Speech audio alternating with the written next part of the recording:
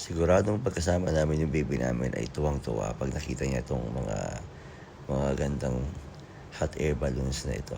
Pero dahil nga medyo baby pa talaga siya, so next time na lang.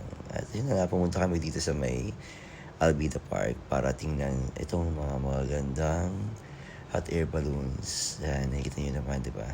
Mas maganda siguro to pag nasa langit na talaga lumilipad. So sa ngayon, nasa baba lang sila, nagpapailaw. Yan, iba't ibang hot air balloons ang inyong nakikita. Then after that, pumunta kami sa chocolate festival. At ayan, may nakita kaming laruan na ibibigay sana namin kay Talira, pero baka matakot siya kasi pula yung mata. At nag-ikot-ikot kami dito. Maraming mga pagkain at ang daming Filipino. Alam mo naman Filipino, basta mga kainan, nandun yan.